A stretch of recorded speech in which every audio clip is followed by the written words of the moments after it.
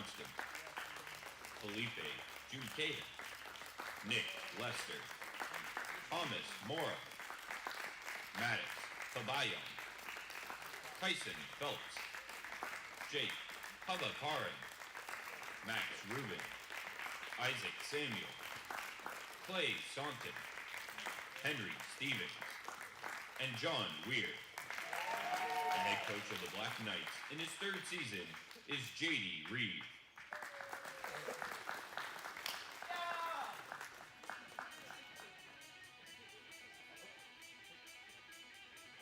And now, let's meet your Simpson Storm. A freshman from Brecksville, Ohio, Garrett Alexander. A junior from East Dundee, Illinois, William Bacchus. A sophomore from Cleveland, Ohio, Alex Campbell. A junior from Tulsa, Oklahoma, Jack Campbell. A freshman from Nottingham, New Hampshire, Noah DeWyron. A sophomore from Buffalo, New York, Ethan Drake. A senior from North Arlington, New Jersey, Chris Dwayne. A freshman from Hertfordshire, United Kingdom, Lewis Durkin. A senior from Gretna, Nebraska, Connor Jenkins. A sophomore from Danville, Indiana, Braxton Jones. A junior from Dumfries, Virginia, Noah Kuzi. A freshman from Littleton, Colorado, Czar Lyon. A junior from Baton Rouge, Louisiana, Cody Midbow. A senior from Dallas, Texas, Sterling Perize. A freshman from Lawrence, Indiana, Kenny Ray. A junior from Warren, Ohio, Ryan Rollison. A junior from Hanover Park, Illinois, Christian Romero. A junior from Spring, Texas, Tristan Shorey. A freshman from Austin, Texas, Oscar Silverman. A junior from Appleton, Wisconsin, Eric Simon. A senior from Powell, Ohio, Ethan Sippis. A junior from Ocean, New Jersey, Jake Smith. A senior from Ann Arbor, Michigan, Milo Staley. A senior from Williamsburg, Ohio, Jake Sweeten. A junior from Jackson, New Jersey, Paul Tiedemann. And a junior from Seattle, Washington, Brennan Voss. The head coach of the Storm in his fourth season is Colin Payne. He is assisted by Christian Lunsford.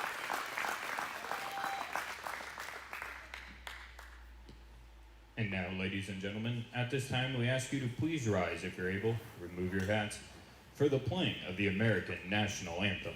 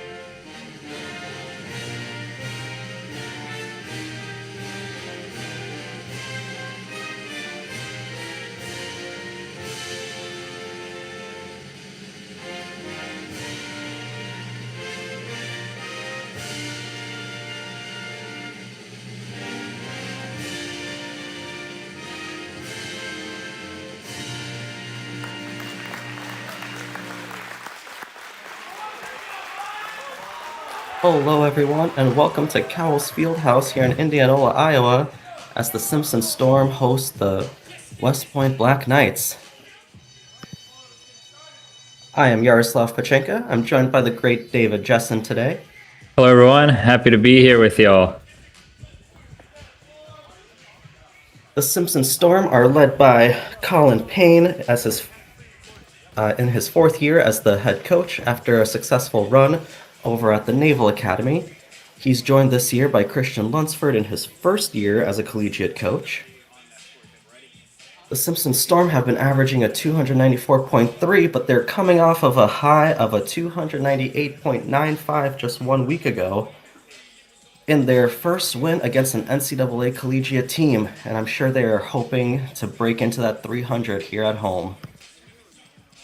And for the Black Knights, we have in his third season as head coach, previously at Iowa, J.D. Reeve, and he's accompanied by longtime assistant coach Carmine Giglio, as well as Jake Bonnet in his second year as assistant coach at Army.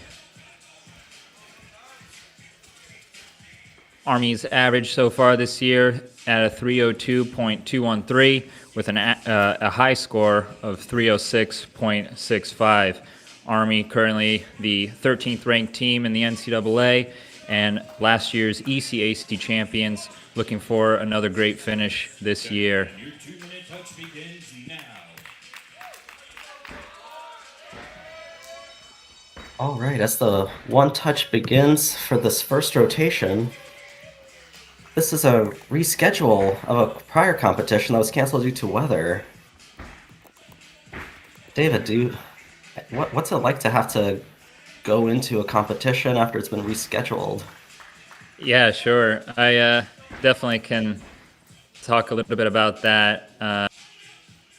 My senior year was 2020 out at Stanford when that's when we had the COVID epidemic kind of happen. So not only did we have kind of one meet cancel, we had the rest of the season cancel, which was very unfortunate. So I know that that's kind of an extreme, but it's something that you just have to, look towards the future for. Just go back to the gym, train, only control what you can handle. So that's what these teams did.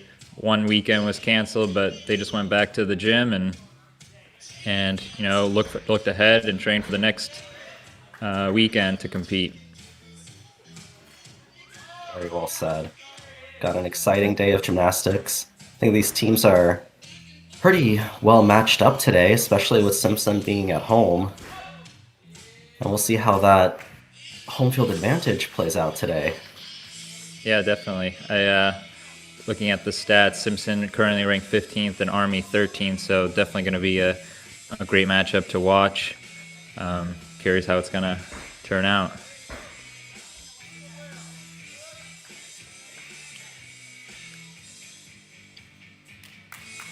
Looks like it'll be a side-by-side view today, with Simpson starting on the floor exercise and Army starting on the pommel horse.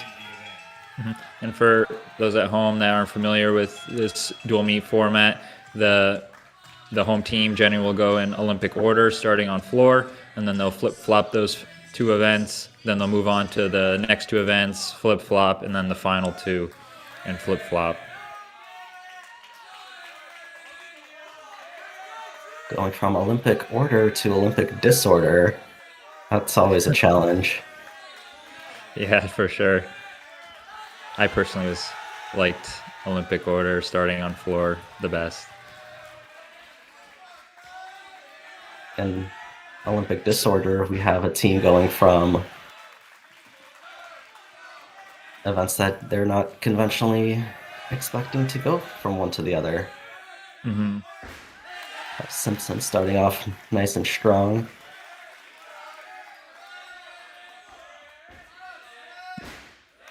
Finding those stuck landings, minimizing deductions.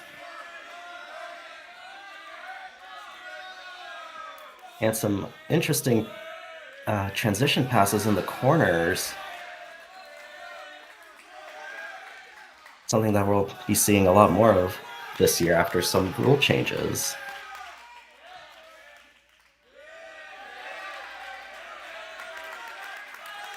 These are artistry requirements are new from a few years ago when we were competing, David. What do you think?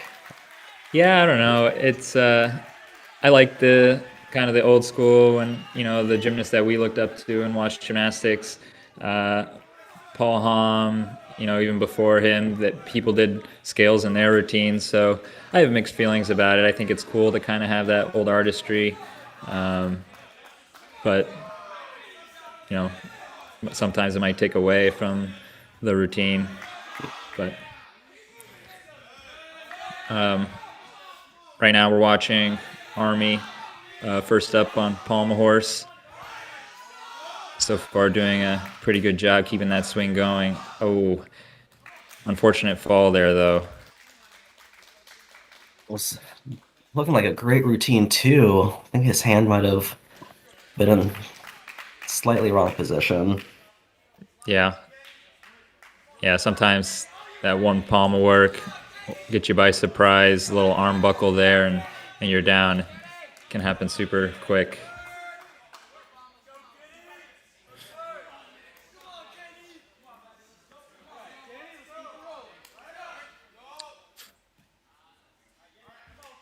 But a Oh, strong looked like a finish great there. dismount.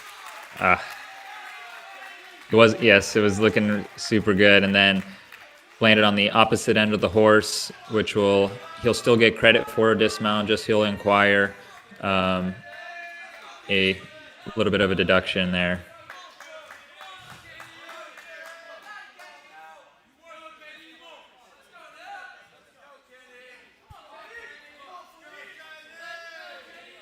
Probably not the start that Army was hoping for, but there are many routines left to go. Yeah, so bring up interesting points now in at least men's collegiate competitions. It's structured as a 4-up, 4-count kind of deal where if you're up in the lineup, your score is counting. Whereas before, when we competed, it was usually 5 up even 6 up, and at the beginning of the season, it would be 6 up, 5 counts, so one of the scores would drop, and eventually it'd be 5 up, 5. But needless to say, every score counts, so you just try to minimize all the deductions you can. Definitely adding pressure on the guys that are in the lineup. Yeah, for sure. Excellent double flipping skills here.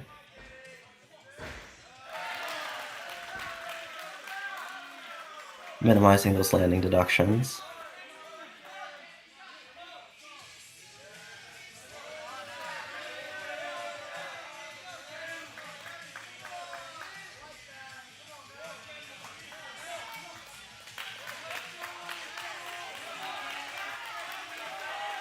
With the new rule changes, every corner transition pass must be different. So no more stepping, taking a little lunge and a step turn into the corner. Yeah, that's a new one that I actually hadn't heard of, which is interesting. You'd see a lot of repetitiveness, guys doing the same thing, same transitions in the corners, but I think that's good. Get a little variety, so it's not always the same.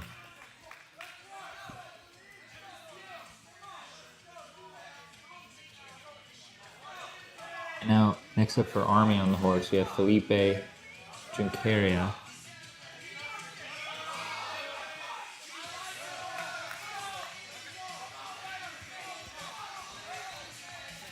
Really like his pretty open swing here. And great finish there. Short and sweet, super clean. That's what we call a pick-me-up routine. That's right, yes. Next guy after the fall, you try to stop that bleeding to get the team back on a good track.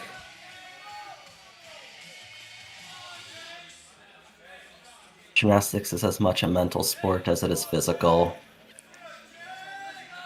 Oh, 100%. Yeah, I'd argue almost even more mental. Once you get to the level of these guys, they've been doing some of these skills for years. Yeah, I always thought once you're over 18, you're not learning as many new skills as you were before that. So a lot of it's maintenance and kind of a mental game, and just being prepared to compete when it's your time, always ready to hit.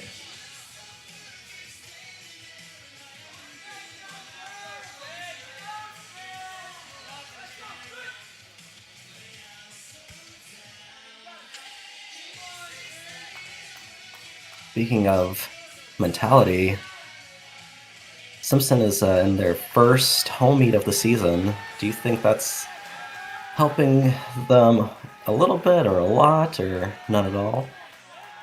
Yeah, I personally, I liked home meets. You had the crowd behind your back. I think that just kind of helps them out when you see your family in the crowd. They're there to support you and everything. But yeah, I would think Simpson will definitely take advantage of this home crowd.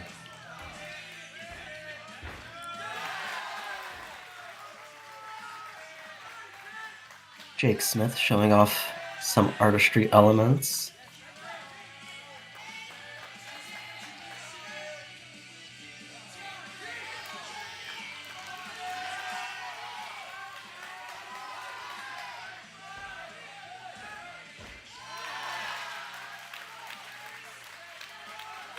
Lots of that back 2.5 punch front layout. That's another advantage of this new code. A little bit of a quirk in the code where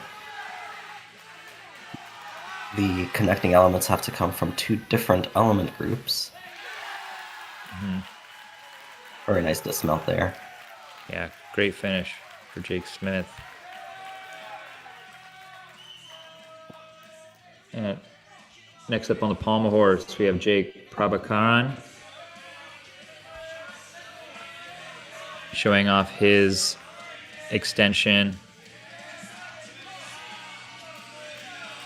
What a great circle. He's got the basics. Mm-hmm.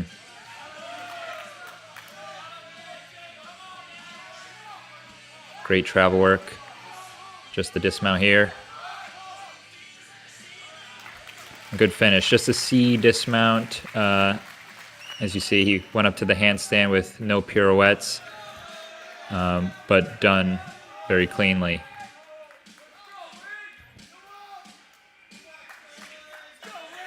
Another change with this new code of points that started with this Olympic cycle. The dismount element group matches what the value of the element is, rather than getting half a point regardless of what you do. So that, I'm not sure if he intended to do some travels as well, but downgrading, if he did intentionally or unintentionally downgrade that dismount in order to save himself from a fall, he probably lost a couple more tenths on that difficulty score. Mm-hmm. Yeah, I know, at the end of the routine, sometimes I'd be super fatigued, and getting up to that handstand was a struggle, and I knew that sometimes if I just, get off there and settle for the C dismount, that I probably would save more tenths than if I were to try the pirouette and be off and risk of some steps or falls on the landing. Absolutely, these guys are making these split-second decisions in a fraction of a second. Mm-hmm.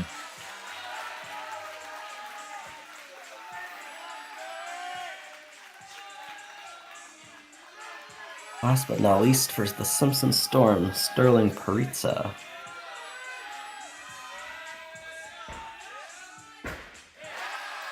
Oh, that was floaty, nice.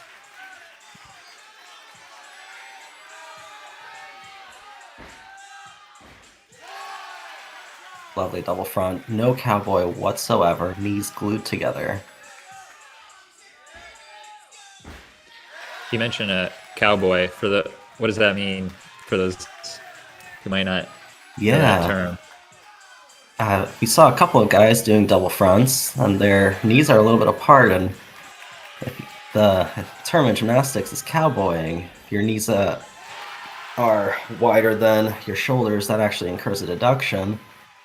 But if you look at the physics of things, it's actually a lot easier to flip. So these guys are making these decisions about how quickly to flip and how tight of a tuck to be in, and weighing all of that with what kind of execution deductions they might incur. And Sterling did it absolutely perfectly with his knees glued together. Yeah. Awesome. Pretty good scores for Simpson so far on the floor. Upper 12s and 13 for the lead, for Jake Smith, 13. And they'll be happy with this rotation. And last off for the Black Knights on horse, we have Maddox Pabellon. Looking to put one more good score in to this event, given that fall earlier in the rotation.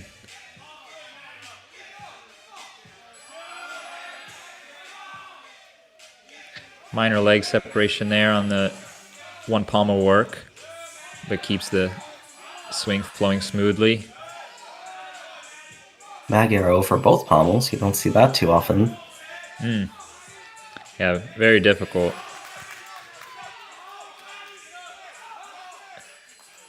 And great dismount there. Gets the E. Good finish, and he's definitely excited about that one. Oh, okay. I think he was so excited he hit the camera. Lots of energy. Love to see it.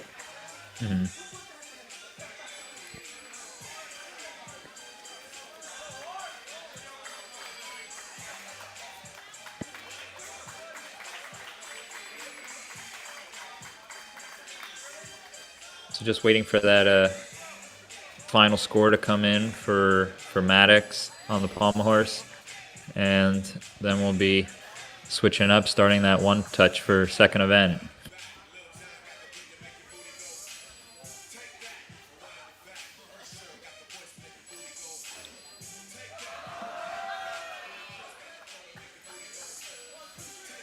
Just looking at the scores here, looks like Simpson went up to a 51.55 today on the floor exercise, led by Jake Smith and Sterling Paritza with 13.05s for both.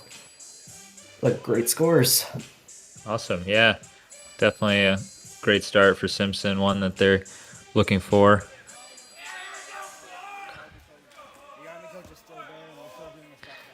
Still waiting for that last score for Army. I suspect it would be in the 13s. It was very well executed.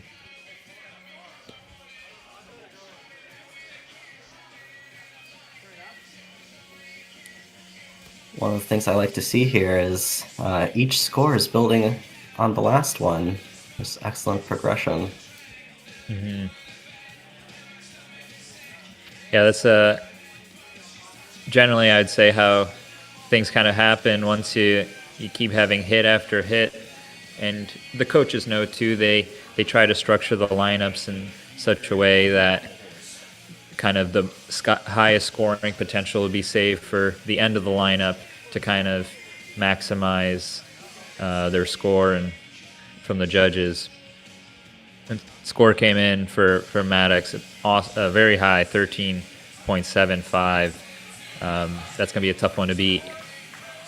But all in all, 51.1, counting a fall for the Black Knights, only 4.5 tenths under Simpson's floor score. So they'll staying in the hunt.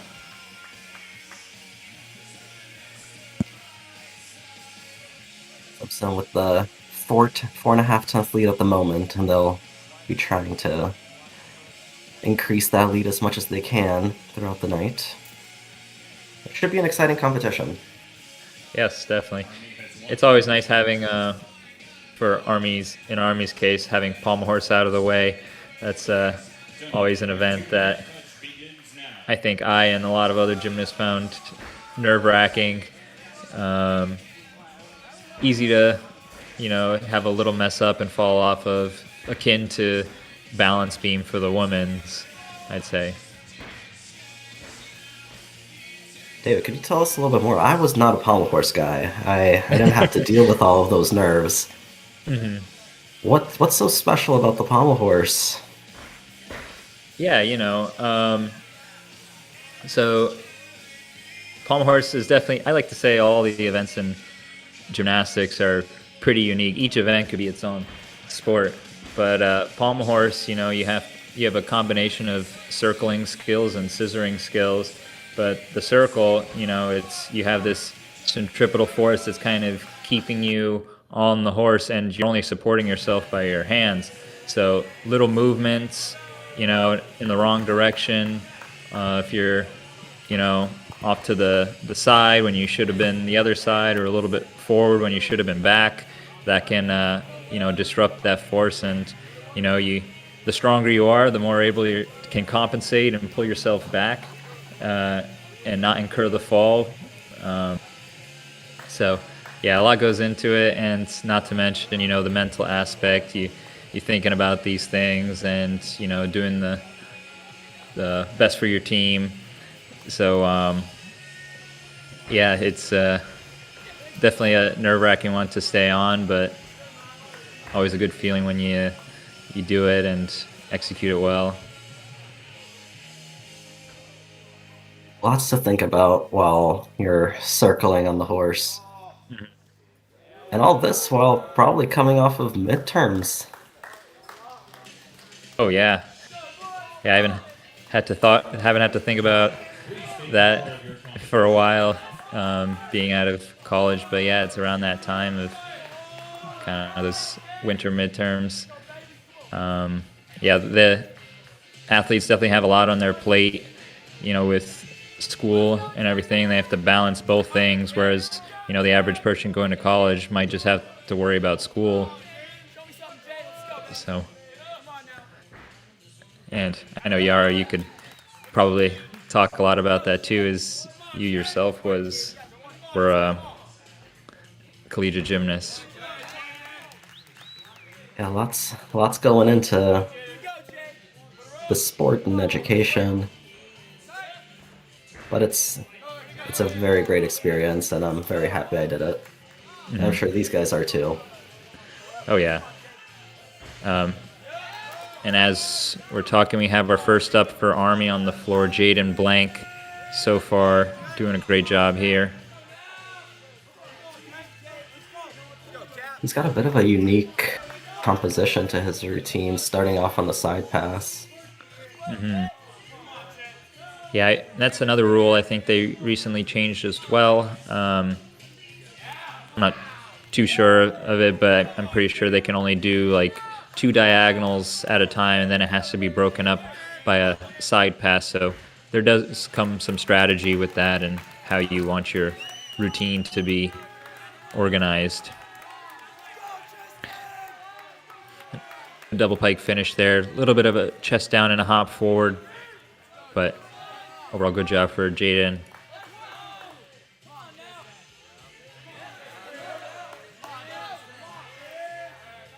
Hopping over to the pommel horse, Tristan Shorey.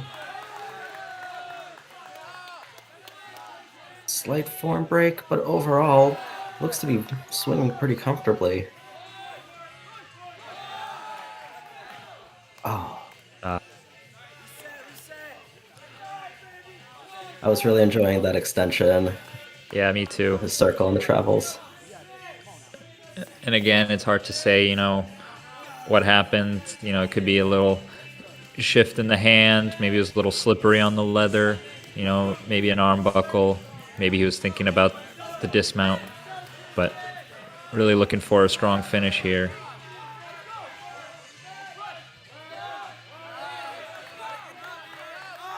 He repeats the skill that he fell on. That takes a lot of mental work. Fighting till the end. Yeah, good job finishing that up for Tristan. I tell you, there's no worse. I know this wasn't the case. No worse feeling than falling early on in the routine, and then having to repeat the skill as if, you just essentially restarting the whole thing. You get after a fall, you get 30 seconds to get back up onto the apparatus. What goes on in your mind, David? Or Yeah, what's going on so, there? you have 30 seconds to kind of regroup, and, you just want to kind of put yourself back into a state that will allow you to finish it up. We always try to utilize, as much as that 30 seconds as we can to kind of give our muscles a break and kind of get back into that mental state. But yeah, and generally we repeat the skill so we can kind of get credit for what we fell on. And speaking of, falling early on the routine, we had here Max Rubin on floor, taking an unfortunate sit down on that double front, but was able to finish up strong and try to minimize those deductions the rest of the routine. Looked like he was limping a little bit at the end. Well, didn't Yeah, sprain his ankle on that landing. yeah, hopefully not.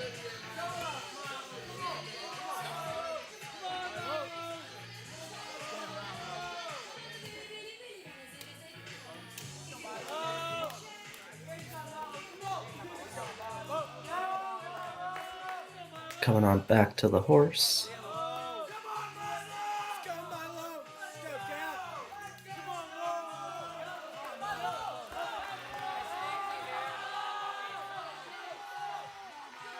Milo's a pretty heavy hitter on all 6 events, I think.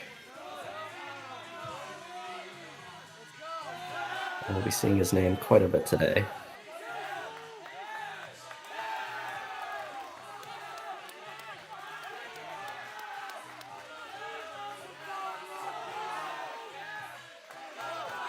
Work there. Oh! He saved that dismount. He was coming off on the side and just managed to twist around. Yeah, he did look a little bit off axis, but like you said, pulled it off as if, nothing were wrong. And that's, the beauty of gymnastics. The beautiful gymnastics, they make hard skills look effortless. And even if you're off, being able to perform them in such a way that you wouldn't have even had known that they were off.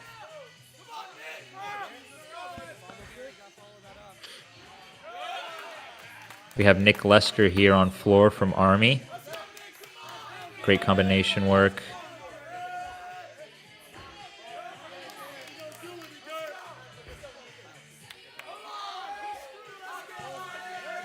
I think he had the first double pike we saw today. Forwards. Yep. First front flipping double pike. I think so. That was massive double pike. Need a lot of power for that.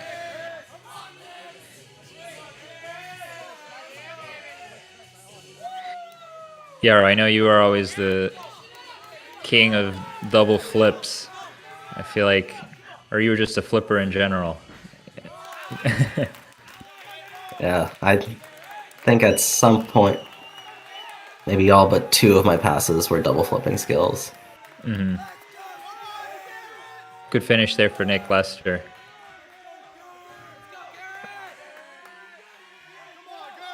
Garrett Alexander up on horse. Oh, okay. Big zone. He finished the skill. We'll see what the judges do. He meant to put his hand down on the pommel, but ended up putting it on the leather. Mm-hmm. Yeah, I'm not sure in terms of credit if that counts or not, but regardless, saved a fall. That was a great save. Mm-hmm. Yeah, good job. Those are the kind of the guys you want in your lineup. Those that, if something is a little off, being able to save it without coming off the event.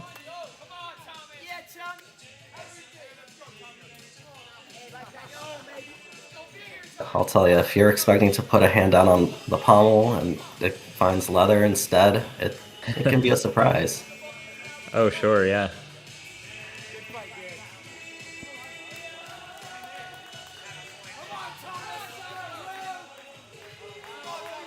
And now we have our last step for Army on floor, Thomas Morrow.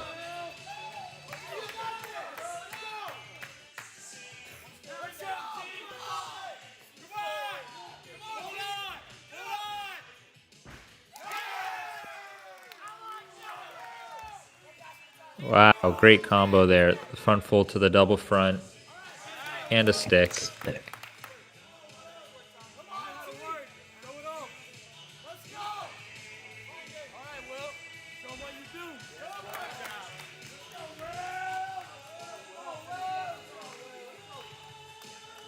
Maximizing the difficulty here today.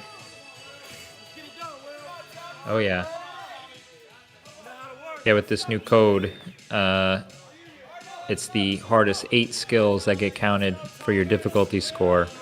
Back when we competed, it was 10, so 2 less scores being counted now, but also gives you the opportunity to make those 8 skills harder. Dismount here. 2 fewer skills. Oh, very nice stick. Nice stick on that double pike. And that's the first stick of the day. Yeah. What are your thoughts about switching the code from 10 skills down to 8? I'm wish that I was still competing so I could do stuff. I feel like, like I said, gives you the opportunity to try to maybe have a harder skill that you wouldn't have been able to handle endurance-wise, having to do 10.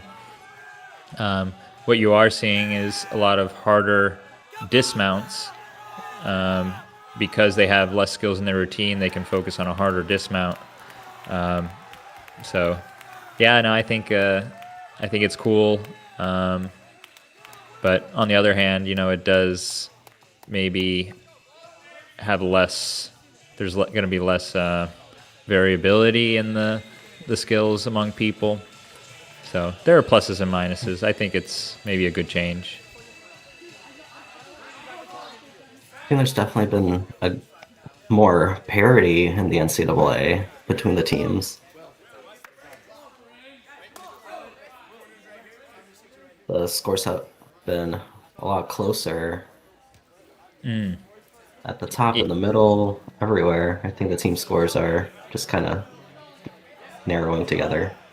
Yeah, that is a good point. Having the 8 skills, there is maybe not as big of a score gap between people. And then in the team score, you have only 4 people up on each event rather than 5. So I think there's less difference in the team scores as well. So, I think, more important to have well-executed gymnastics where you're not having falls and getting that many deductions is kind of the way it's going.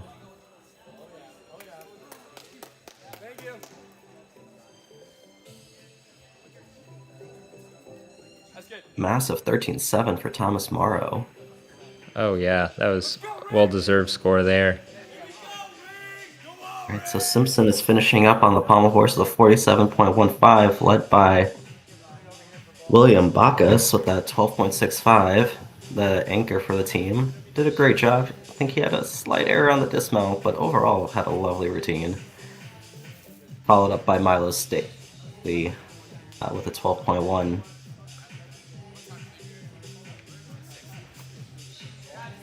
Yeah, an Army, great showing on the floor, anchored by Morrow there with the 13-7. So 2 13s for Army there. Total score 51.6, which I think was pretty comparable to Simpson's floor score. They also had a mid 51. However, Simpson's horse compared to Army's horse was a little bit lower, so Army's going to take the advantage after the first two events.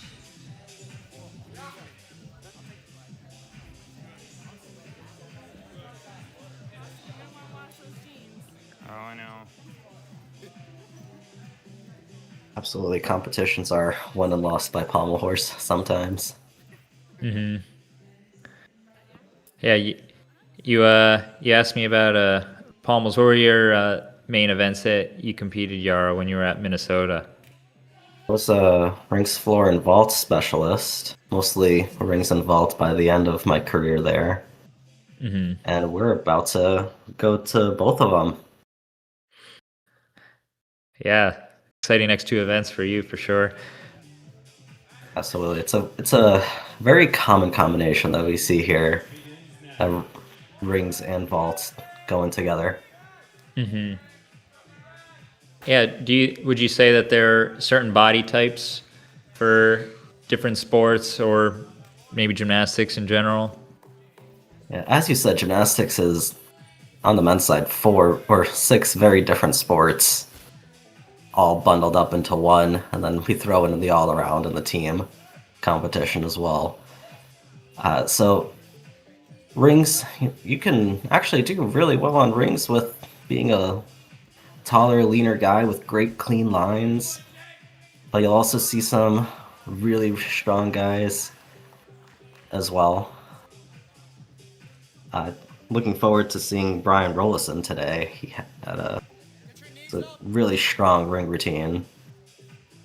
Meanwhile, on vault, kind of same thing. You'll see guys that are maximizing on their clean lines, doing Sukahara, Yurchenko style vaults, and then you'll have guys like me that try to power through and do more than one flip. Yeah, I was always a big fan of your floor and vault stuff. But yeah, from my experience, I see like rings. Generally, the guys are maybe a little bit shorter, bulkier, whereas pommel horse and high bar PR is generally a little bit taller and more of a swing type gymnast, if you will. I'd say I was more of the latter. I was never that strong for rings or had good legs for floor vault. You were more of a... I remember seeing you on high bar quite a bit. Yeah, definitely high bar and horse were my two better ones in college.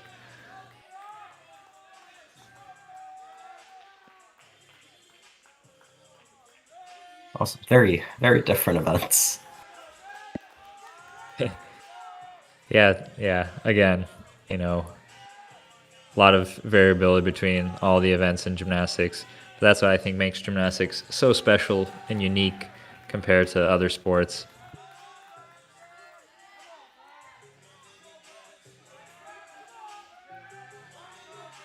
All right, moving on to the rings, we got Braxton Jones.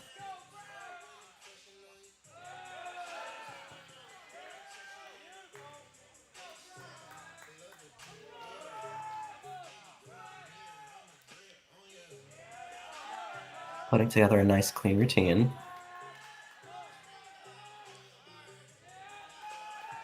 Swinging up to the handstand after the Hamawaki, the double salto while holding onto the rings.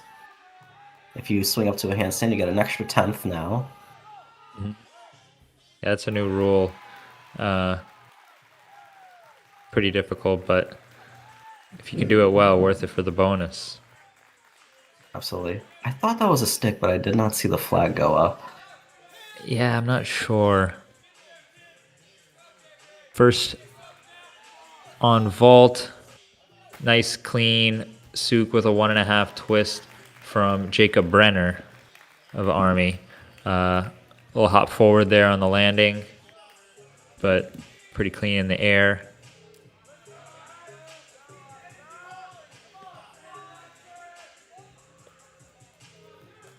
There's not much going on vaults. What are you looking for from these guys? Yeah, on vault, it's you're not getting judged on your run or the hurdle most, as soon as you leave the board on and off the table. So, for those Sukahara vaults, such as the one we just saw, trying to get good form off of the board onto the table, and then getting a good block so you're high in the air with enough time to spot that landing, and really trying to find that stick. I think the teams that go away with sticks on vault will get an advantage there on the event.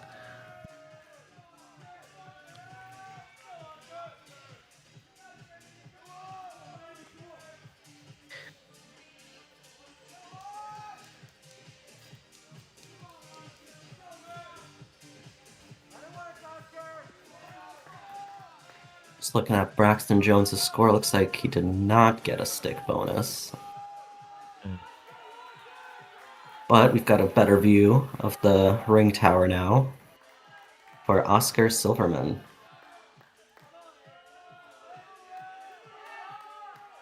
What are you looking on rings, ER, from these guys?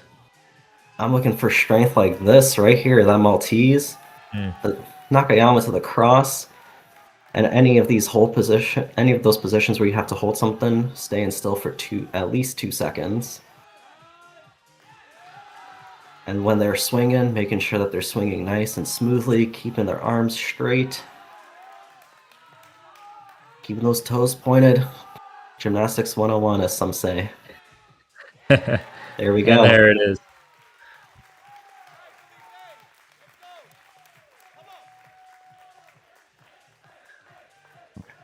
That was definitely a stick, and I did not see a green flag. I wonder if they might just not have flags for the judges. Yeah, as long as they're counting that 10th bonus. We have here Felipe from Army doing a double full this time. We saw 1.5 from Jacob Brenner. He did a double twist in the laid out position off the table. A little bit of form deductions in the air, some leg separation, and then that large step on the landing. So looking to work on that form in the air and spotting that landing for him.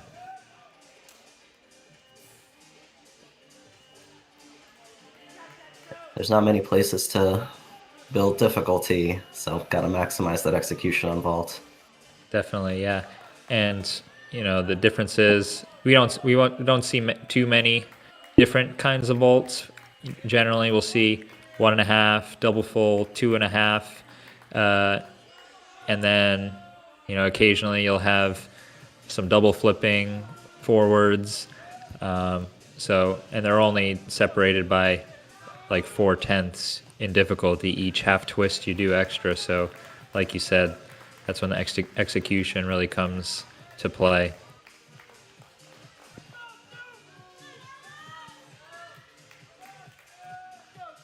And we'll be seeing a lot of 4.0 difficulty vaults, 4.4, and a couple of 4.8s today, I anticipate.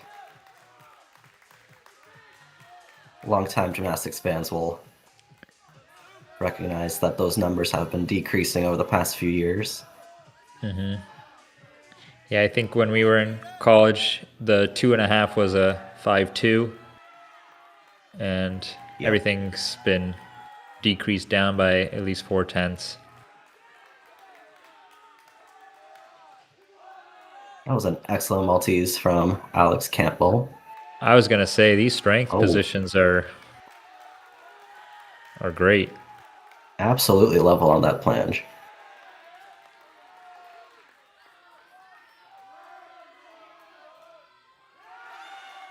Picked up a teeny amount of swing, but he is holding his way through it.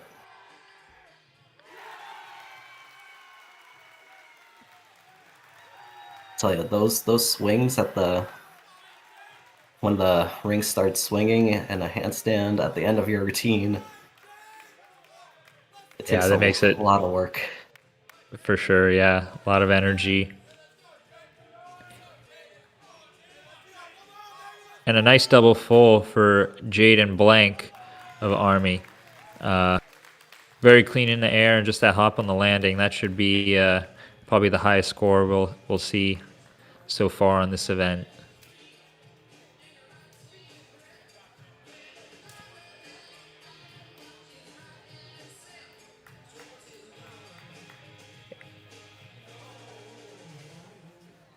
Yeah, we might have touched on this before, but every stuck landing that these athletes do, they'll get a bonus of a 10th. So it becomes pretty important, over 24 routines. If you stick them all versus taking a 1 to 3/10 step on all, that you're talking about points of difference there. Absolutely. The difference between a stuck routine and the same routine with a 1/10 step, that's at least 2/10 right there. One for the step, one for the stick bonus. Here comes Brian Rollison. Let's get ready for some beastly strength.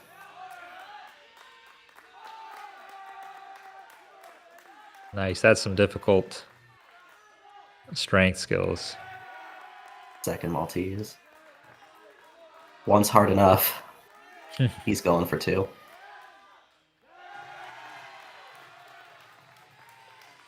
Swinging wonderfully into that handstand.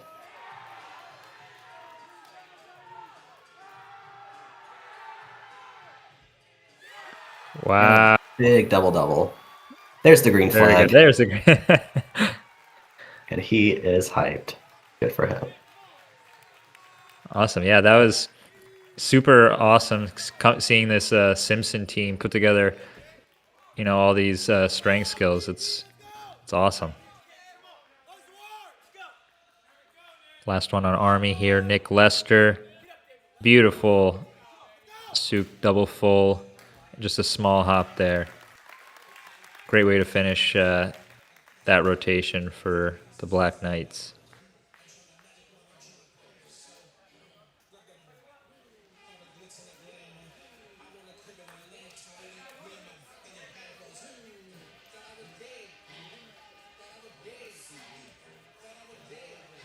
All right, we'll give the judges a couple minutes to gather their thoughts before moving on to the 4th rotation.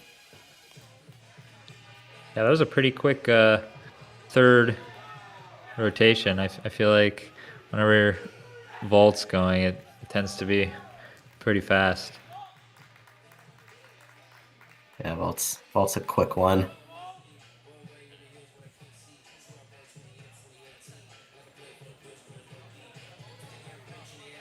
And it's also, when you're going in Olympic order, going from rings to vault, if your rings takes a lot out of you, it's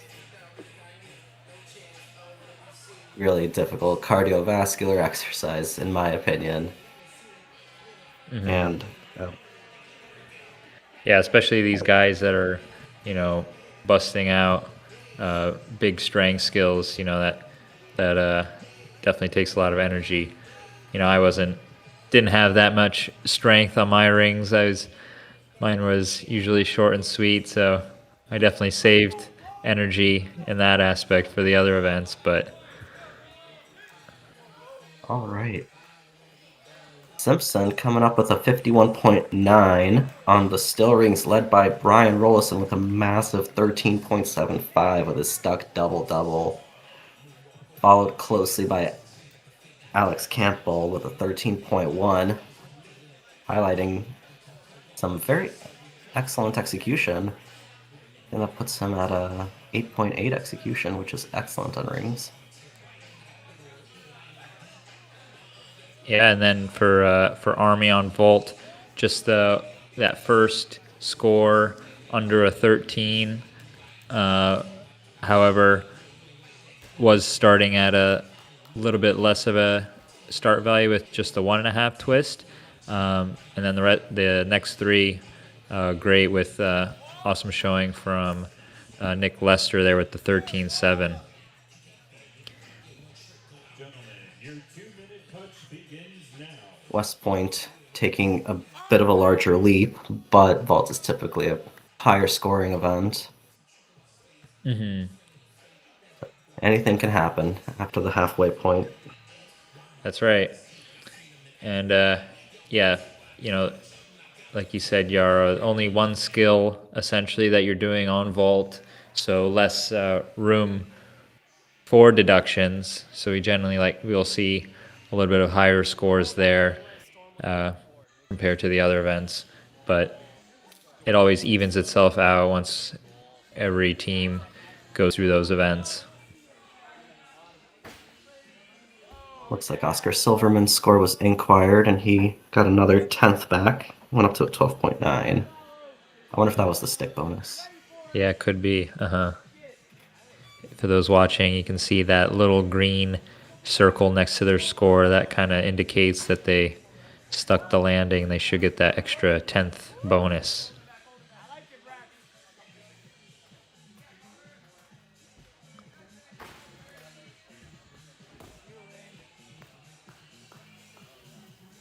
I know sometimes see the coaches going up to the judges to talk, like, hey, my guy did this skill, why didn't you give him credit for it? They talk things out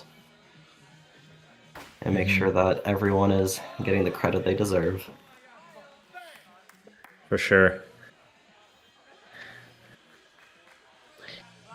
And inquiries, they're always to inquire usually about just the start value of the skill. So you can only ask if they think that they got a wrong difficulty start value. Coaches can never inquire about execution deductions.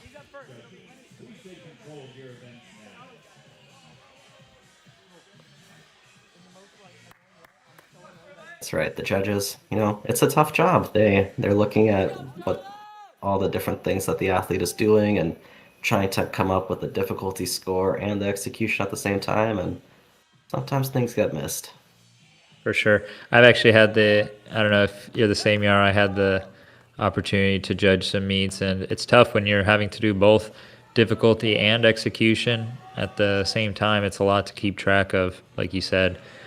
At the end of the year, the higher level meets, you'll have judges that just do execution or judges that just do difficulty. And so then they get to focus on just their thing. I haven't done any judging formally myself, but as a longtime follower of the sport, trying to do it in my spare time. And it's tough. There's a lot that goes into it. For sure. Oh, Very unique there. We just finished watching first guy up from Army, Jake Prabhakaran. Great swinging skills, just the straddle planche for the strength, but very pleasant to watch. And that double front pike dismount is something we don't always see. so close. That was Sterling Paritza with a very clean Sugahara 1.5 twist, staying just inside the lines. Yeah, what do those lines mean, Yara? And so those are inbounds on the vault. So just like on floor, you got to stay in bounds. If you land and then take one step out of bounds, you get a 1/10 neutral deduction. So that's if that comes up, we'll see a little red circle. If they put both feet out of bounds or land out of bounds, that's going to be a 3/10 neutral deduction. And on vault, where there's not many other places to find deductions, those can add up.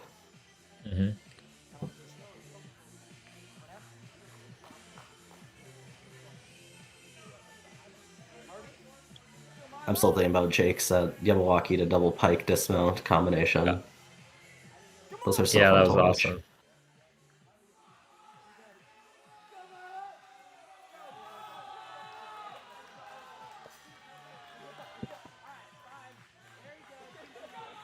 $12-3 for Jake. And now getting ready, we have Cash Johnston for Army.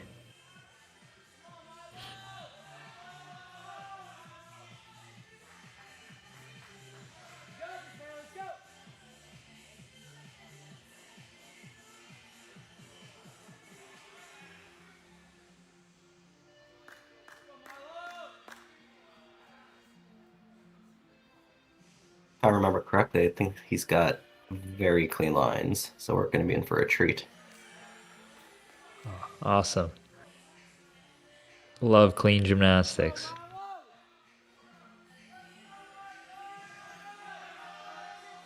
Very nice line in that handstand. That's the kind of stuff we like to see. And there again, we have that giant swing out of the Yamawaki. Gets a 10th bonus there. Oh, a little bit of just a teeny bit.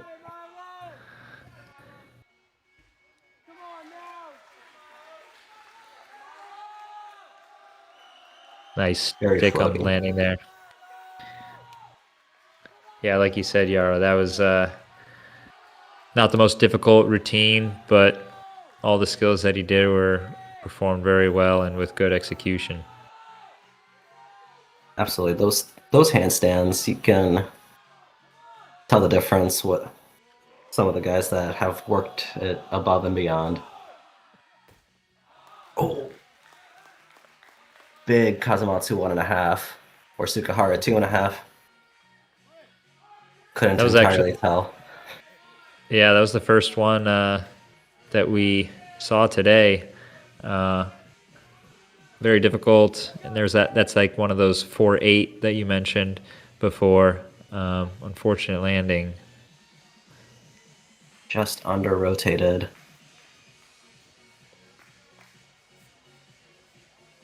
But a big start value. Mm-hmm.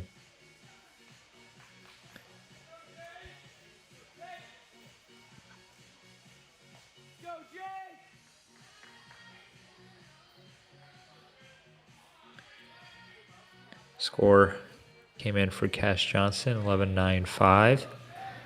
And now we get to see Jaden Blank here.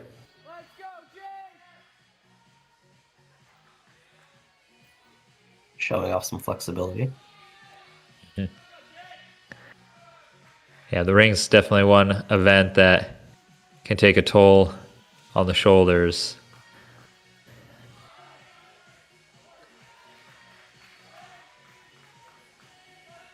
Did you have any rehab or prehab regimens that you went through every day? Oh, definitely. Yeah, I was pretty fortunate, more or less, with the injuries. But however, I did have nagging shoulder issues that I always dealt with. So I would have physical therapy exercises that I would do every day with my little TheraBand, and it became, ritual, like your pre-routine routine. So, and that always just kept me feeling strong. And if I didn't do them, I probably would be feeling it the next day or a few days after. And so I think that's, one important thing that for the people watching, you don't always see some of the things that happen behind the scenes. Absolutely. Shout out to the athletic trainers that are keeping these guys in one piece. Definitely. Oh, another 2.5. Wow, I'm really impressed with this Simpson team. They have a lot of difficulty, a lot of talent and potential. Definitely for good results coming in the future. Absolutely. Showing the great amount of growth they've had over the past couple of years. Mm-hmm.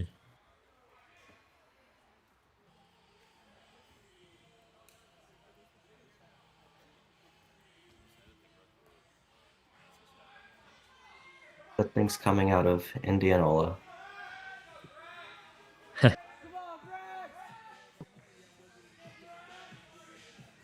Great 13.05 for Jaden Blank. Did get the stick there on his landing. And now for the anchor, we have Carter Beck.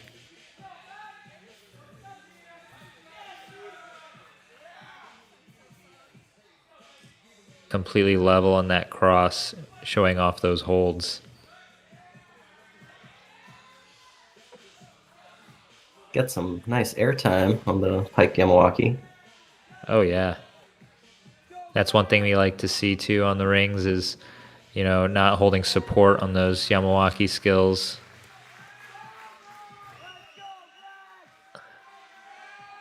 And just a slight step back there on that double layout dismount.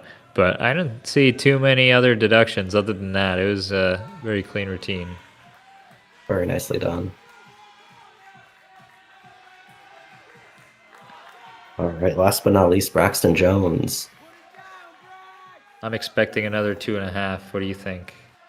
Absolutely. I watched him compete a couple weeks ago, and I think he won the vault in that competition.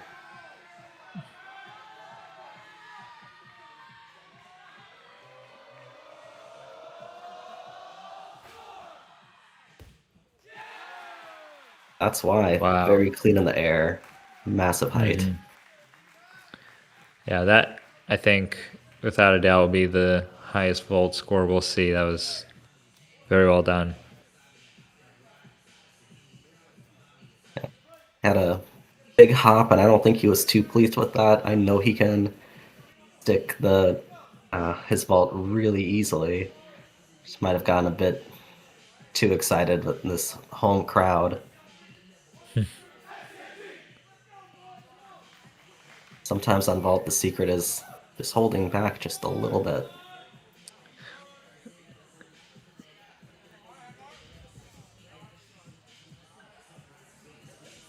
All right, finishing up the fourth rotation. Still waiting on the last couple of scores. I expect Braxton Jones to be the leader on vault after this rotation. Followed closely by teammates Jake Smith and Sterling Paritza.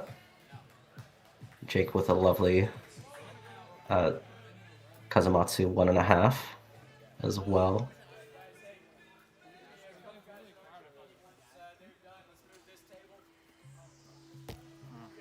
There we go, 13.95 for Braxton Jones. Wow, very nice. Well deserved. And again, ring scores for Army, we talked about not as high of a scoring potential compared to vault. So but overall, well done, Jaden Blank with that 13 score. I probably will say not as high of difficulty scores compared to Simpson, but we did see a lot of good execution from this Army team on rings. As we were talking, vault being one of the highest scoring events, 53.5 for Simpson. They've closed their gap now down to just under a point. Looks like Army's still in the lead by 1.05 based on what I'm seeing on Virtius. Yeah, wow, that really kind of tightens it up. Anything within a point in the team score, can change with a fall or big mistake. So exciting stuff happening going into these last two events. Looks like Jaden Blank's score was changed down to a 12.65 from a 13.05. Not sure if that was an input error to begin with or if an inquiry went in the wrong direction. That can sometimes happen. Yeah, you don't see that too often.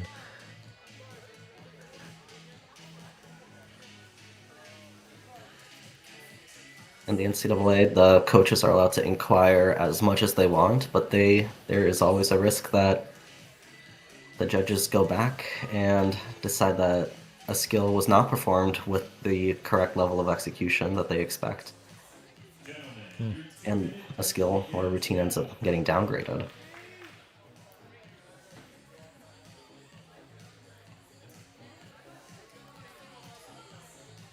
I know, Yara, you asked me if I had a kind of a rehab routine that I would do. Did you have, routine? Did you have well, let me ask you, any injuries throughout that you had to kind of maintain? Yeah, couple. I had unfortunately broke several parts of my hand when I was a freshman, and Oof, and that's tough. had to come back from that. But otherwise, it's just dealing with all chronic shoulder issues, chronic wrist things, and Hmm. just being diligent about working with the athletic trainer to come up with a routine that strengthens your body and allows you to do the things you need to do. Yeah, any high level athlete's gonna have wear and tear injuries that they have to deal with, but especially gymnasts where, you're primarily on your hands, your arms, a lot of overhead shoulder stuff, but then you also have all the lower extremity stuff from floor involved. Kind of get the whole package. It's a dynamic, high flying sport, but anything, it always comes with the risk of injuries. And the name of the game is to minimize that risk.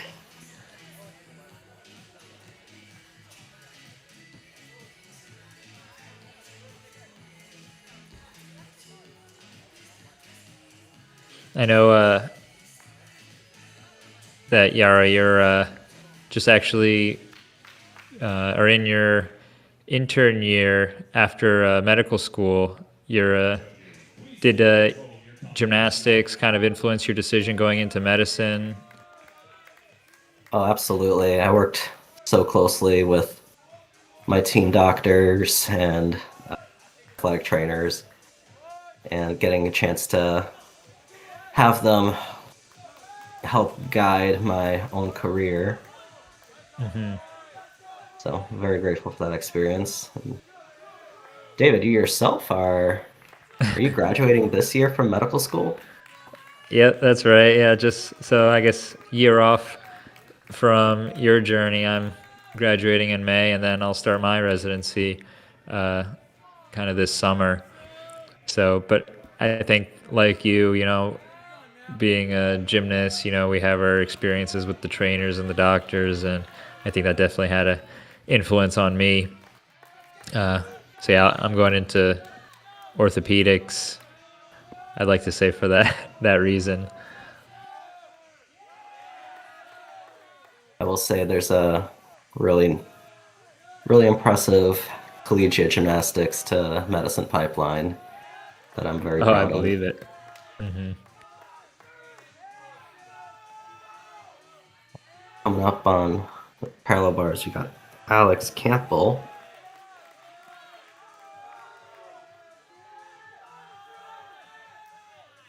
Showing off nice clean handstand lines. Nice and controlled, nicely controlled dismount there. A nice job. And as we're transitioning over to high bar now for Army, we have Jake Prabhakaran showing off his flexibility there with the Eagle and Russian Giants. Well, one thing that always confused me, David, what's the difference between an eagle and a Russian giant? Sure. And there's multiple ways to do the Eagle Giant too. Some gymnasts you see them have their grip in an eagle, but they are able to look at the bar, and then you have other ones where they actually support their palm on it and their heads down. It's still an eagle giant, but I'd say more of, I guess, an inverted giant, people would say. So, and the Russian is when you kind of inlocate your shoulders a little bit, so you actually have a little bit of an angle between your arm and body. If you're going from that inverted giant, inlocating it to the Russian, and then you kind of have to dislocate back. So slight difference, but being in the sport, you notice those subtleties. If I'm not mistaken, I think in some countries the Russian giant's also called the Czech giant. Oh boy, yeah, now you're kind of testing my knowledge. Uh, But speaking of Czechia, didn't you compete for them? I did, yeah. So I have dual citizenship with Czech Republic, I guess now called Czechia. But my mom was from there originally, and I was fortunate enough to represent them in international competitions and even got to compete at 2 Olympics for them. Said very casually. And you went to the Olympics while you were a student athlete, isn't that right? Yeah, first time was just before going to college, and then Tokyo was, I guess, right after the COVID pandemic. So just as I was graduating, but yeah, trained throughout college with the hopes of going there. And do you think college helped with that, or maybe going down the private gym route would have been a better idea? No, I think college definitely helps with competing ability. You know, these athletes, they're competing not just for themselves, but for the team. And I'd argue that that's can be more pressure than if you just compete for, your own individual success. So it definitely set me up well in competing internationally. And I think we're seeing a lot of that, how NCAA gymnastics is being a pipeline for, making the national team and competing internationally. So if anything, it's just been helping.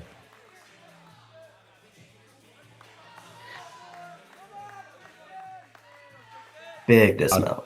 Nice double laid out to the stick. Very clean for Cash Johnston on the high bar.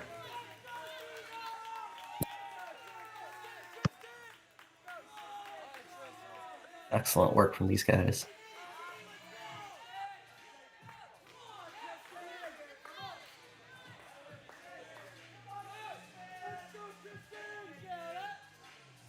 But speaking of your experience in college gymnastics and on the international stage, we've seen this fantastic change of the national team composition to be mostly guys that are in college competing for their collegiate teams. Yeah, I'd say very few guys on the national team now are, or were never, yeah, very few were never on an NCAA team. So I should say the majority of them at one point in time, if they've already graduated or are currently on an NCAA team. So very common.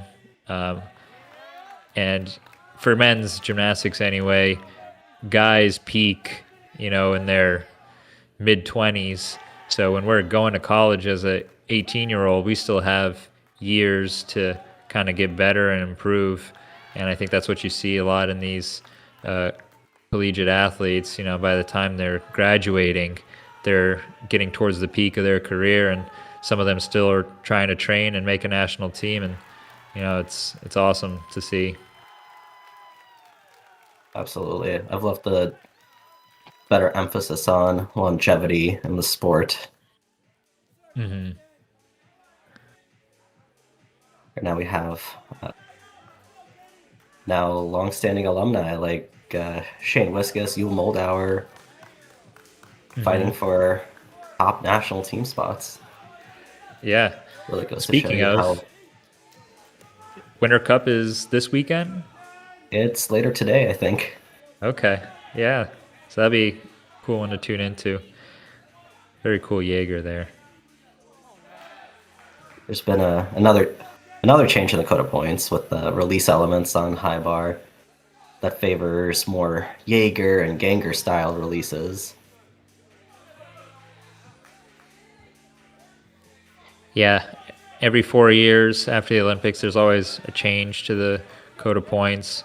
And, a lot of it is dictated by what athletes are doing or not doing enough of, or what people would like to see. And so I think Jaegers and Gingers are part of that. And so as incentive to see more of that, they up the value of those skills. And generally we end up seeing more of them because athletes want to get those extra points.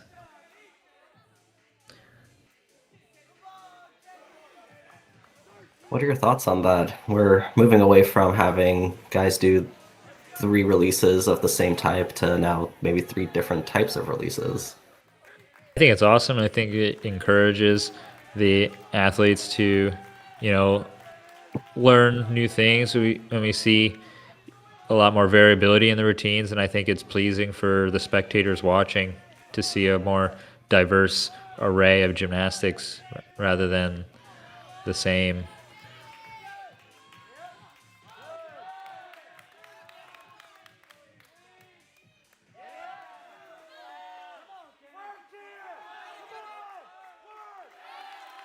Right, Kenny Rabe of Simpson showing off his long hang swings using the entirety of the parallel bars.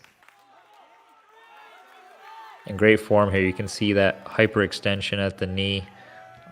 I was always a great fan of, and a great toe point as well. I was about to say this. That's perfect toe point. There we go. Good clean hits coming out of Simpson.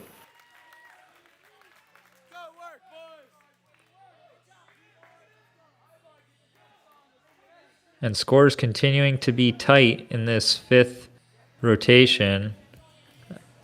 Still within a point of each other, these two teams.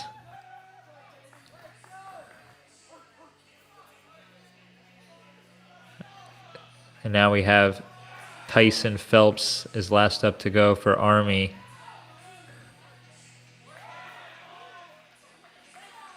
That was a very floaty Tkachev.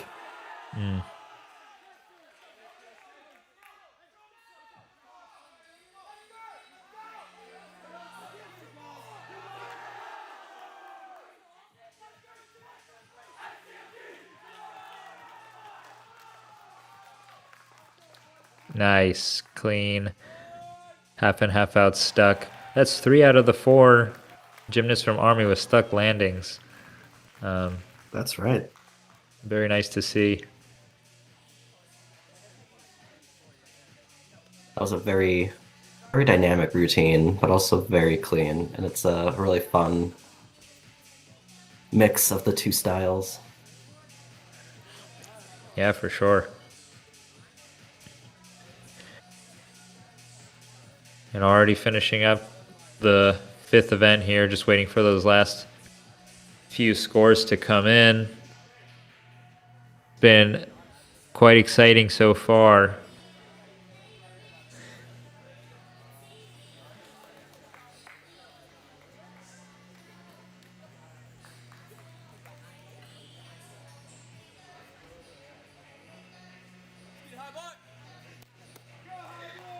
So I know, Yara, you kind of talked about collegiate gymnastics and gymnastics after college and how that's led into athletes competing more at the international level.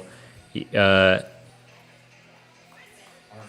know in your experience going into med school, you actually went back to collegiate gymnastics. Could you talk about that experience and what that was like? Yeah, I can mention that a little bit. We've got the NCAA, and it's fantastic for some guys, and there's not always spots for everyone. And if guys want to keep competing and do collegiate gymnastics, there's other avenues for it. Something like GymAC, Gymnastics Association of College Teams. And yeah, I was fortunate enough to be able to be part of the Minnesota team after they were unfortunately cut as a D1 program. Now they're thriving as a GymAC program. Not the same level of resources, unfortunately. Really wish the guys had access to a physical trainer, athletic trainer, things like that. But it's a growing sport, and there's definitely demand for athletes. And athletes want to keep competing in college. So you can see here, they're having fun. It's a great environment. Very supportive, great for development as a person. Yeah. and I'm very happy that there are other avenues to support all the athletes that are going from high school up into college. Yeah, awesome. Yeah, thanks for that. I know when I competed too. I competed against Minnesota as a varsity program, and they were even second at the NCAA championships. So it was very sad to see teams like that get cut. But on the opposite end, it's awesome to see new and upcoming teams such as Simpson and Greenville, who kind of are breaking that mold and getting into the varsity ranks. So, kudos to those programs, and we're seeing awesome gymnastics from Simpson, and I think it's very encouraging for the future, and hopefully we can continue that and have other teams going. Absolutely. Speaking of Simpson doing a great job breaking into the 50-point barrier on parallel bars, led by Tristan Shorey with a 13.3.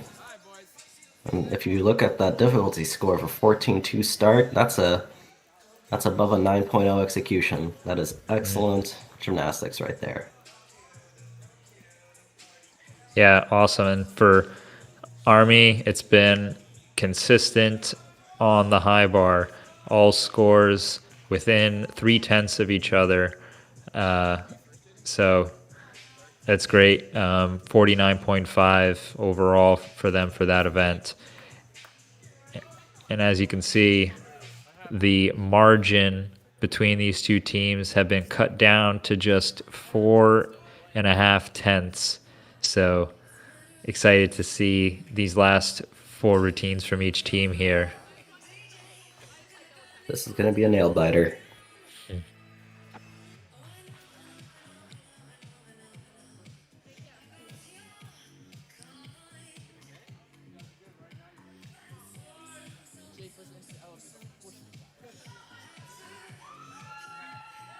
And it looks like there was actually might have been a score change in favor of Army.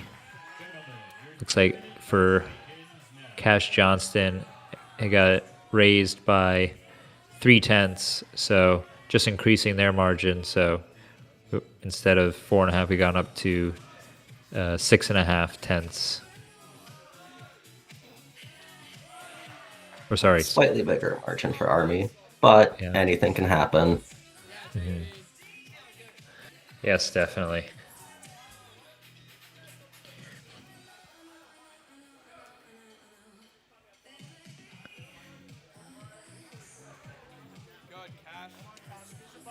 Looks like we're starting the 2-minute touch prior to the last rotation.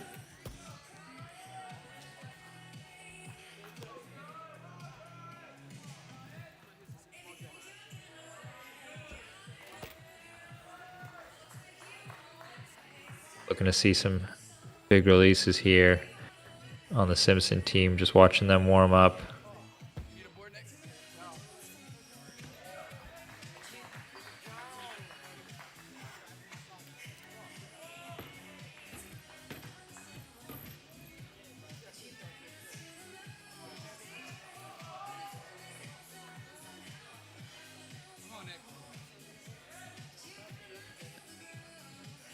Now the guys only get to touch the equipment one more time.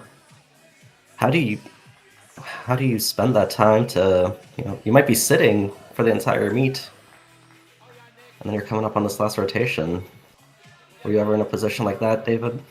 Yeah, especially if you're, a specialist, only doing 1 or 2 events, and like you said, waiting the whole time just to do your one event. It's been, an hour or 2 since you got to touch the equipment last, so it's definitely a long time. For me, it came down to kind of routine. You generally do the same thing, every time, whether you're practicing in the gym or competing at the meet. My one touch always consisted of kind of things that would set me up for success, and that can be different for anyone. So for high bar, I wouldn't throw my huge releases. I would do taps just so I could feel the bar. And that's what I think, honestly, the most important is getting back up on the equipment, kind of remembering how that piece of equipment feels for you that day, the tightness, chalkiness, all that stuff. And I think that's the biggest utility of that 2-minute touch, is just kind of get yourself back in the groove and feeling that event. I wasn't a high bar guy, but could there really be that much difference between this high bar here and the high bar that Army uses back at the West Point Academy? Oh, you'd be surprised. Even the same, vendor of equipments, the bar can feel, a little bit different from place to place. I think the biggest things that people look for is like the tension of the cables. So you might see the coaches tightening or loosening them based on how the athlete likes it. I personally liked a little bit of a tighter bar, and we call it like a faster bar. It would kind of throw you more, whereas a looser bar would generally be a little more slower.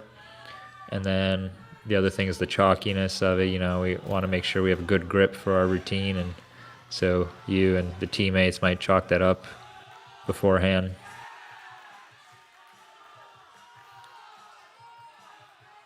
Milo Staley of Simpson with another Ganger release move. Looked a little bit close from our angle, but he dealt with it very well. And a stuck dismount. Nice job staying on the bar and, finishing up strong with the stick.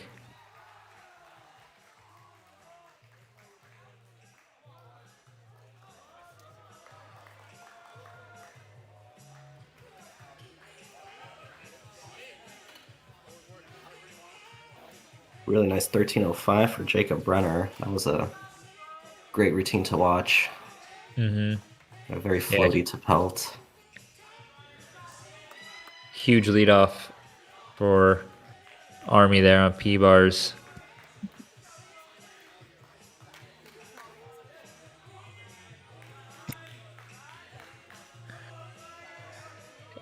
Next up we have Cash Johnson getting ready.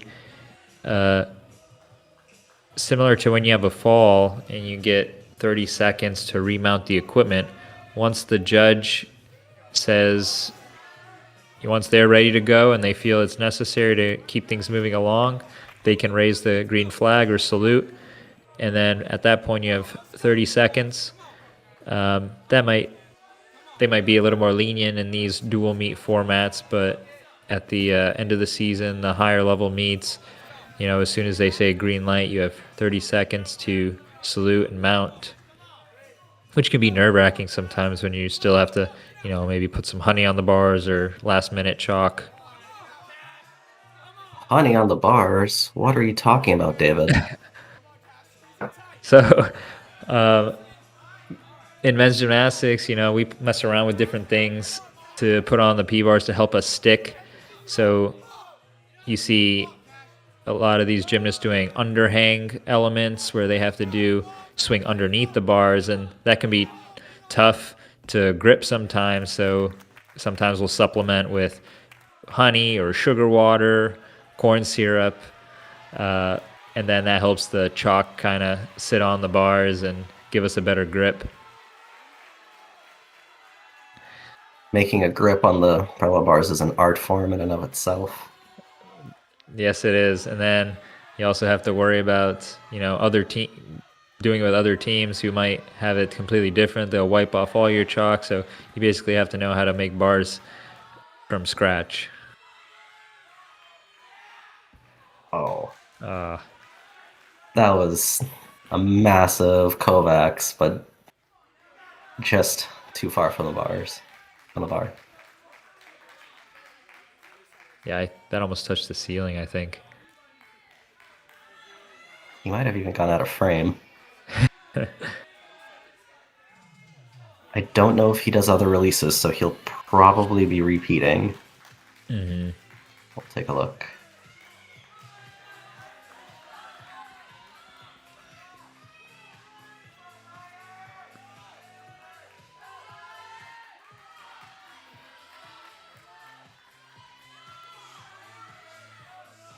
Yep, winding up for the tap. There we Nice go. catch.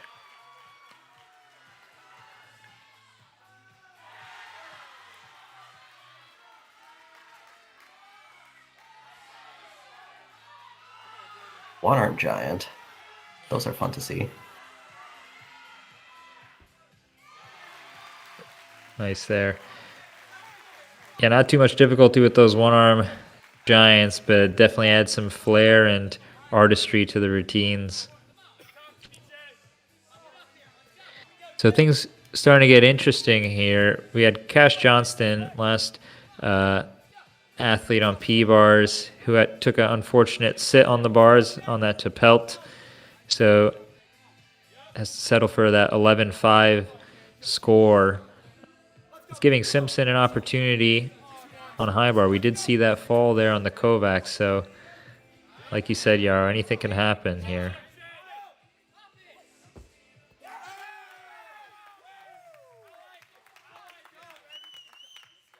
Oh, Very nice. nice stick on that double front there for Jaden Blank. Well, we could have predicted that from that front of prize. Oh, that was beautiful. Front of prize getting to that man up position. He doesn't have to do that. He does it because he can. Right.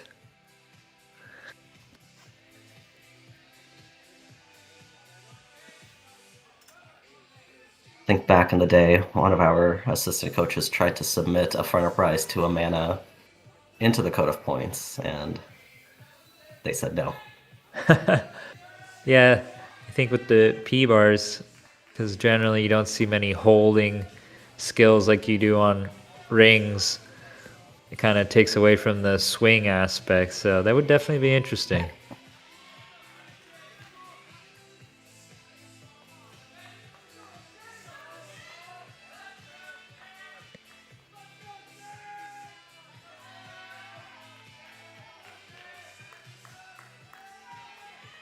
So with those couple mistakes from the two teams, it looks like Army is maintaining about a 2-point lead going into these last two routines.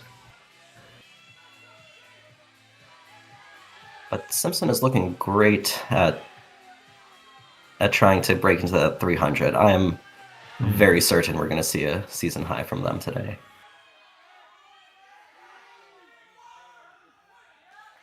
Whoa. Very floaty. Big Takashi played out.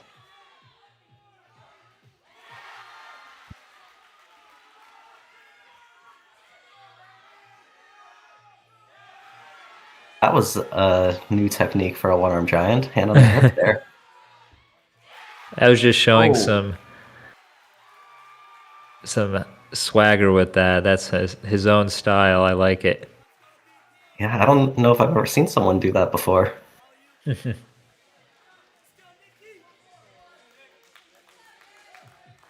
And topped it off with a stuck dismount. Oh yeah, definitely needed that for Simpson. And now we get to watch the anchor here for Army on parallel bars, Nick Lester.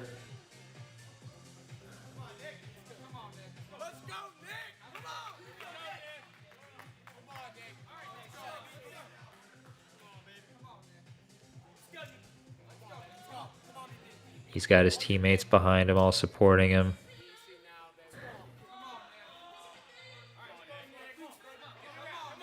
Just out of frame. And I don't know if we have audio from the meet at the moment, but I am sure it is loud. A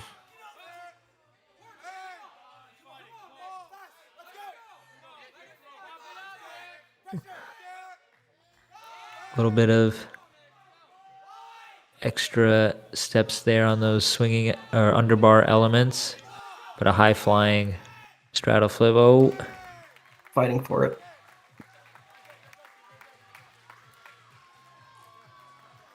all right. And way to finish, staying on the bars.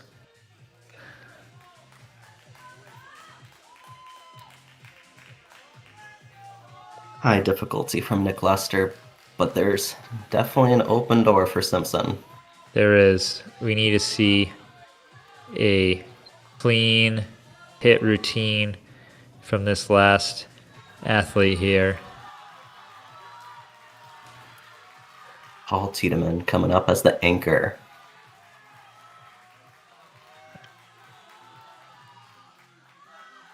He's got mats on both sides, so I think we'll be in for a treat with some releases.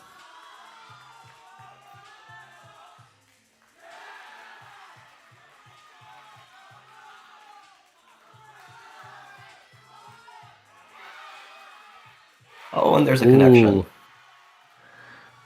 He should get a bonus for connecting those two elements, and very cleanly at that. I thought he was almost going to go the wrong way. I thought, jam. He needs a stick here on this dismount. The team's excited. Oh, Well done. very well done. I think just a small hop there. And that's definitely going to be a season high for Simpson. Yeah, it looks like the They're difference almost- between them, just by my own math here, looks like 13.05. Yeah. Anything more than that for Paul Tiedemann on high bar will secure the win for Simpson, which would be huge.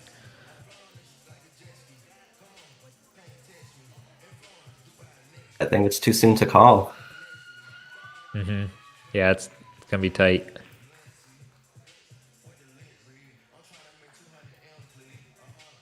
Oh, wow. What Can an see. exciting competition. That was great. Yeah, no, that was awesome. Oh,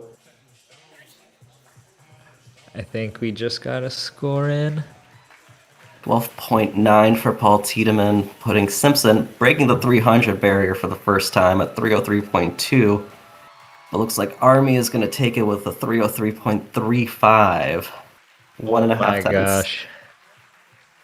You can't get much closer than that in gymnastics at the team level. That's, anyone could have done something in their routine to make up that difference. All right, rounding out the high bar for Simpson, 48.9, led by Jake Smith and Paul Tiedemann, both at a 12.9, showing off their dynamic high bar routines, big releases, and clean routines. And as we were talking, that 1.5 tenths difference, that's a step on a landing. Difference between, like we said, a stick and a step. For Army on parallel bars, some struggles towards the middle and end of the lineup, but a huge leadoff for Brenner there with a 13.05. So I think great job for both these teams. Absolutely, what a rally. All right, so here's the leaderboard on all 6 events. Floor exercise, Thomas Morrow takes the win for Army with a 13.7 stuck dismount, 14.4 difficulty, and a fantastic 9.2 execution. It's followed closely by teammate Nick Lester, and third place tie from Simpson, Sterling Paritza and Jake Smith with a 13.05.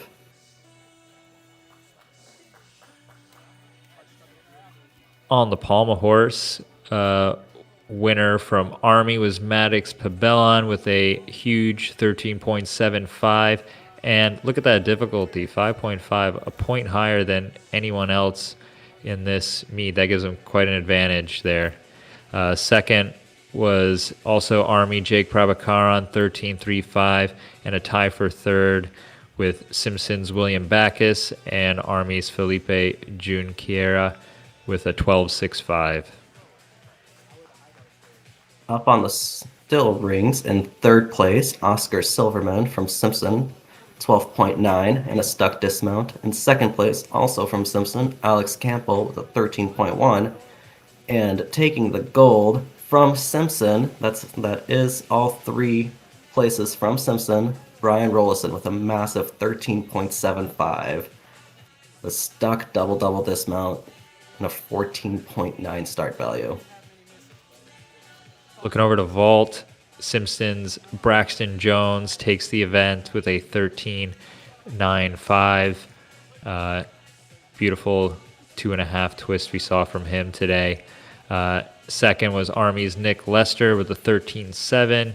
And then another tie for third place with Army's Jaden Blank and Simpson's Jake Smith, both getting a 13.45.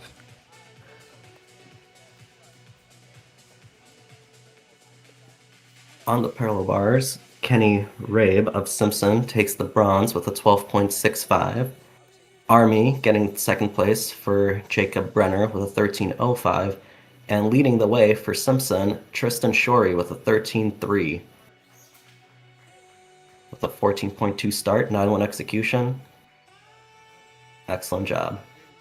And then high bar, Simpson again was on top on this event. Tie for the first place with Jake Smith and Paul Tiedemann both getting a 12.9. Jake Smith with that stick on his dismount. And then tied for third, we had Army's Cash Johnston and Jaden Blank, both showing off their 12.55. I didn't think anyone did the all-around today. And here are the final scores. Leading the way, the U.S. West Point Academy with a 303.35, followed closely by the Simpson Storm with their highest team score yet, a 303.2, a team that is rising on up. Awesome. Yeah, as we kind of close out here, I just want to say that, again, super excited with this Simpson team. They have a lot in the bag. Just missing the win today here at home by just 0.15, but like you said, breaking that 300 barrier, baby steps. I think we're going to expect a lot from both of these teams for the remainder of the season and into the postseason. Absolutely. Excited to see what they're going to do towards the end of the season.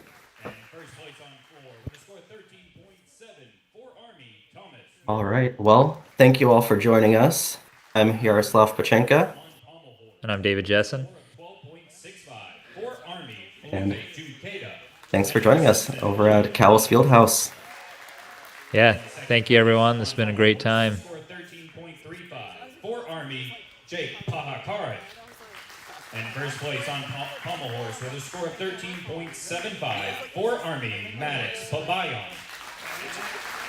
In third place on still rings with a score of 12.9 for Simpson, Oscar Silverman. In second place on still rings with a score of 13.1 for Simpson, Alex Campbell. And first place on still rings with a score of 13.75 for Simpson, Brian Rolson. Tied for third place on vault with a score of 13.45 for Army, Jaden Blank. And for Simpson, Jake Smith. In second place on vault with a score of 13.7 for Army, Nick Lester. In first place on vault with a score of 13.95 for Simpson, Braxton Jones. In third place on parallel bars with a score of 12.65 for Simpson, Kenny Ray. In second place on parallel bars with a score of 13.05 for Army, Jacob Brunner. And first place on parallel bars with a score of 13.3 for Simpson, Tristan Shorey. Tied for third place on high bar with a score of 12.55 for Army, Jaden Blank and Cash Johnston. And tied for first place on high bar with a score of 12.9 for Simpson, Jake Smith and Paul Tiedemann. Final team scores in second place, your Simpson Storm with a score of 303.2. And in first place with a score of 303.35, Army. On behalf of the entire Simpson Athletic Department, we would like to thank you for supporting our men's gymnastics team. The Storm returned to Fitterman Training Center on March 7th to host Nebraska and Greenville. Enjoy the rest of your evening and please drive home safely.